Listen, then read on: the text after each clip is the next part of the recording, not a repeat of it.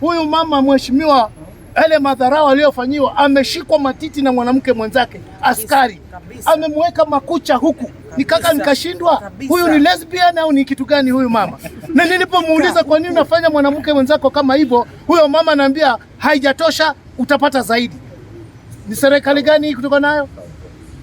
Naam, asante sana mpenzi mtazamaji na msikilizaji wa channel hii yetu ya Amrea TV, channel ambayo inazidi kukua kwa kasi, channel ambayo inakuwa kwa mno au inapaa zidi na kuwa nambari moja katika channel zote zile katika taifa.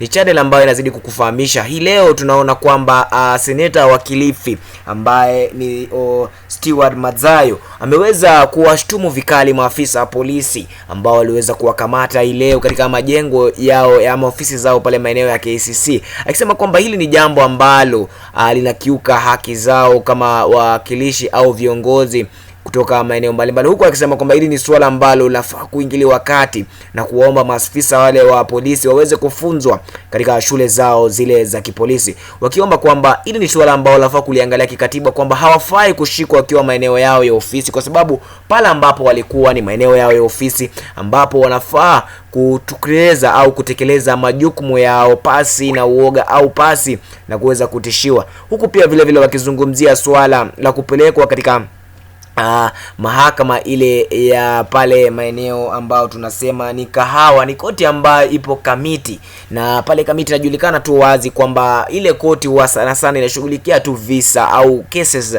zile za magaidi au terrorist kwa lugha ya Kimombo, na ni swala ambalo watakuwa wanaingilia kwa nakizungumzia tu baadaye, lakini kwa sasa walituambia mahojiano tu yao au namna ambavyo waliweza kushikwa kupelekwa maeneo moja hadi lingine, kutoka kituo cha Central hadi kituo kile cha Kiambu. Hawajaweza kufurahia ni namna ambavyo wamepelekwa, na hao ni viongozi ambao tumeweza kuwachagua ili waweze kwenda kutuwakilisha pale. Wanasema kwamba kulingana na katiba ya mwaka 2010 ni katiba ambayo inawapatia fursa ya kuweza kupatiwa au kuonekaniwa na au kuwa mistreated in anyhow. So ni namna ambavyo wameweza kuomba maafisa wale wa polisi waweze kuangalia swala hili kwa kina na kuona kwamba swala hili halitawahi kuweza kujirudia tena na tena na tena. Ni swala ambalo utakuwa tunalifuatilia kwa kina ili tuweze kukufahamisha baada ya muda au muda mwingine. Na ni hayo tu kwa sasa, na kama bado hujasubscribe katika channel yetu, tunakusihi uweze kusubscribe, kulike, kushare na kucomment ili uweze kupata uhondo huu na mwingine mingi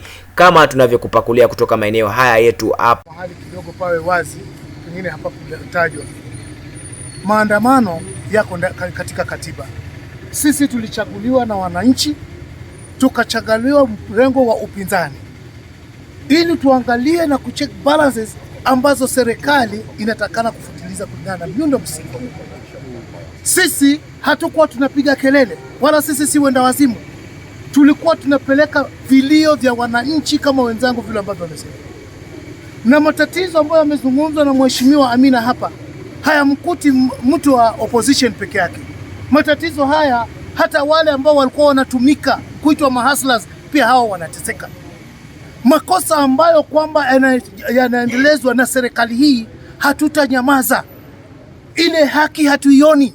Leo CS 50 wamewekwa, wakati mama mboga yule ambaye wewe ndio utakuwa kwenye serikali hakuangaliwa. Ni wangapi kati ya wale CS ambao walitoka kwa mama mboga? Ile pesa ambayo bajeti ambayo imewekwa kwa hawa assistant ministers, hii pesa hii yote ingefanya mangapi kwa yule mtu wa chini ambaye kwamba hajiwezi katika sahihi? Tuko na jukumu, tulichaguliwa kutetea watu na tuko na jukumu kusimama kuongea ule uwazi. Watatuweka jela, watatupigia tear gas, hatutasimama. Hii haitaturudisha nyuma mpaka haki itendeke kwa mwananchi ambaye kwamba ni mnyonge.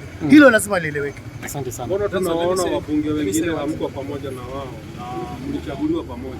Wale wabunge ambao kwamba walikuwa hawajafika ndio hao ambao umewaona na Mheshimiwa Raila. Lakini sisi tulianza mapema. Kuna wale ambao walibahatika kuweza kuepuka. Sisi hatukuweza kuepuka.